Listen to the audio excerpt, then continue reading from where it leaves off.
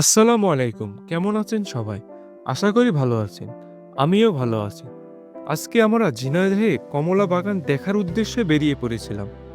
আমরা কমলা বাগানে পৌঁছাতেই দেখতে পাই গাছে থরে থরে কমলা ধরে আছে, যা অবিশ্বাস্য। আস্তে আস্তে আমরা ভেবেছিলাম কেমন হবে কমলা বাগান, তবে এসে ধারণা পাল্টে যায়। আপনারা জানেন কমলায় আছে ভিটামিন সি, যা এর প্রধান উৎস এবং মানব স্বাস্থ্যের জন্য অত্যন্ত উপকারী।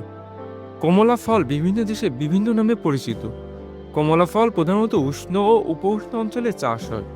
তেমনি আমাদের ঝিনাইদহে চাষ করে সফল হয়েছেন। যদি আপনারা কেউ ঝিনাইদহে থাকেন তাহলে এসে দেখে যেতে পারেন। সত্যি বলতে অনেক সুন্দর এই বাগান। তখন আমার সাথে ছিল রোমিও ভাই।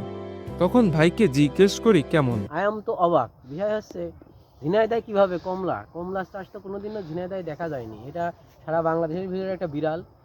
তো আপনারা আসবেন এখানে সুন্দর সুন্দর থরে থরে কমলা সাজানো আছে। আপনারা এই কমলা খাইতেও পারবেন, এখান থেকে নিয়েও যেতে পারবেন। সত্যি বলতে ভাইয়ের কথার সাথে আমিও একমত, কারণ নিজ চোখে দেখতে পেয়ে ধারণা পাল্টে যায়।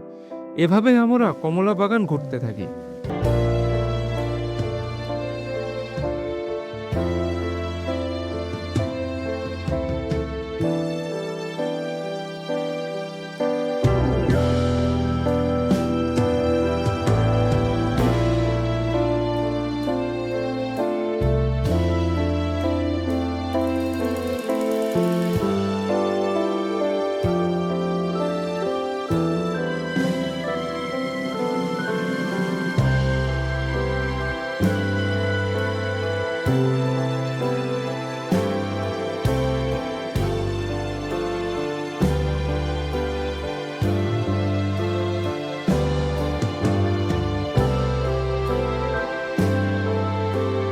সত্যি বলতে ঝিনাইদহের মধ্যে এমন ফলের বাগান দেখতে পেয়ে আমরা খুবই আনন্দিত।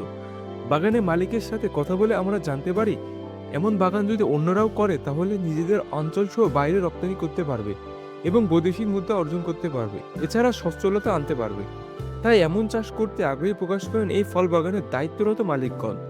অনেক দূর দূর থেকে এই ফল বাগান দেখতে আসছেন অনেকে। নিজ জেলা সহ সব অন্যান্য জেলাগুলোতে এই ফলটি রপ্তানি করেছেন তারা। তারা আরও জানান এই ফলটি মার্চ এপ্রিলে ফুল দেয় এবং নভেম্বর ডিসেম্বরে ফল আসে। যদি অন্যান্য জেলা থেকে আসতে চান তাহলে অবশ্যই আপনাকে ঝিনাইদহের নতুন ডিসি কোর্টের সামনে দিয়ে যে রোড চলে গেছে আঞ্চলিক পাসপোর্ট অফিসের পিছের রোডের সাইডে মাঠের মধ্যে ফল বাগানটি অবস্থিত। আপনারাও চাইলে আসতে পারেন ঝিনাইদহে এই কমলা বাগান দেখতে। আজকে এ পর্যন্তই। সবাই ভালো থাকবেন। ধন্যবাদ।